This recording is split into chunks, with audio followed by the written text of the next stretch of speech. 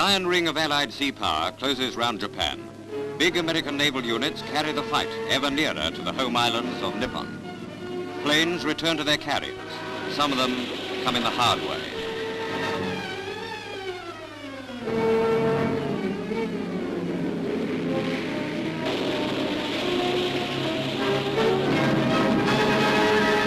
Today, Japan is desperate.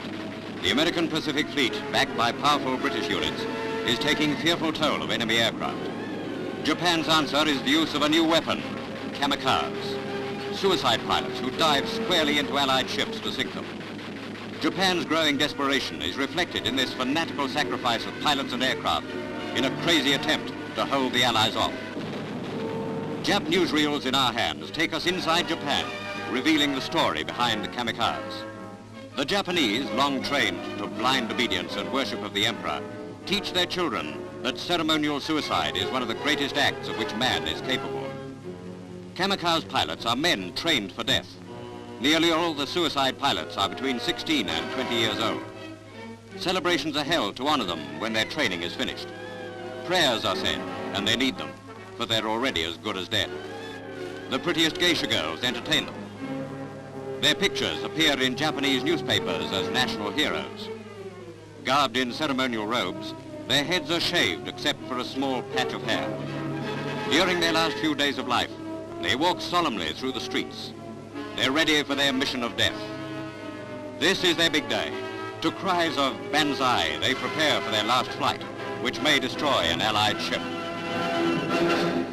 Many Kamikaze planes are small.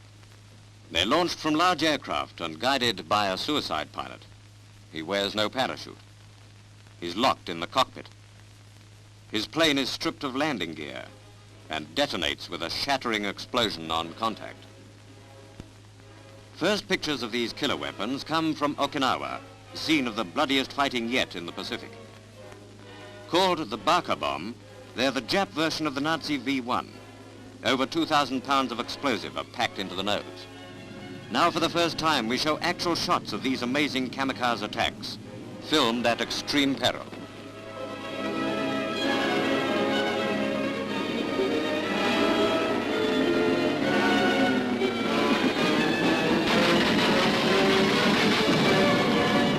A near miss on a destroyer.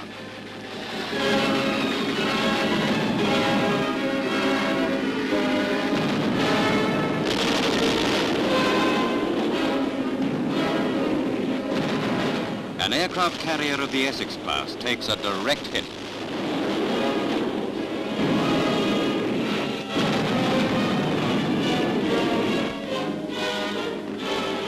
Firefighting squads rush to keep the inferno from spreading. Suicide planes come plunging to destruction from the cover of low cloud. Even though they're hit, they still come on. The vulnerable carriers are their special target. Only 10% ever get through the terrific screen of the outer ring of ack-ack fire. Of these, 90% are blasted out of the sky before they reach the vital core of the fleet. For 8 hours, the tense and terrifying battle for survival went on. Allied Task Force 58 fought for its very life.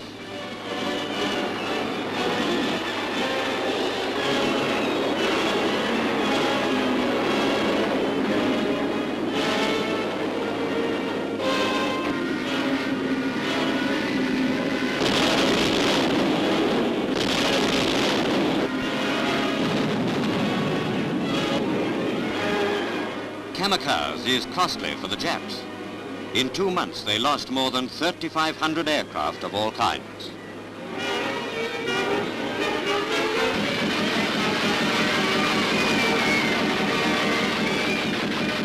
Famous American carrier, the Bunker Hill, is hit.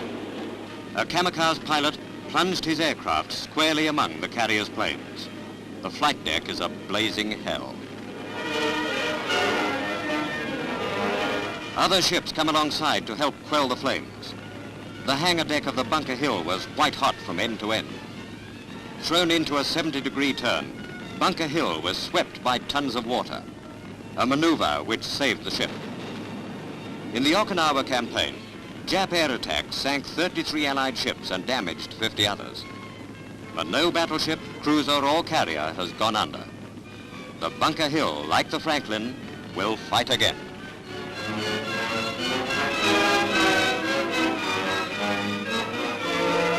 On another carrier, an American plane lands on and loses its emergency tank.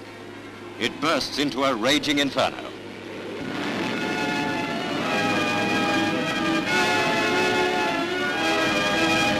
But the pilot is saved.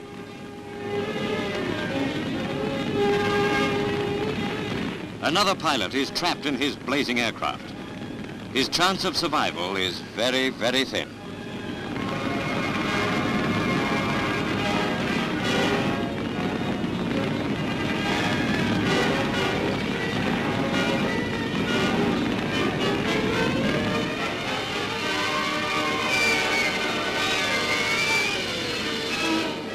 But from almost certain death, he's brought through to safety.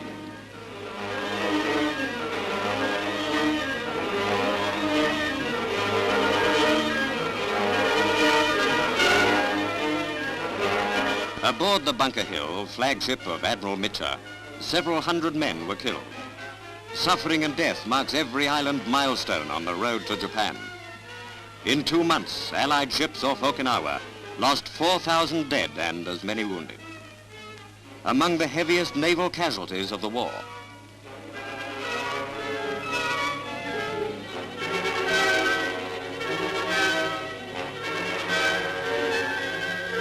For the dead, a final volley. But the Allied ships sail forward. Neither Kamikaze nor any other form of hell in the Pacific can save doomed Japan.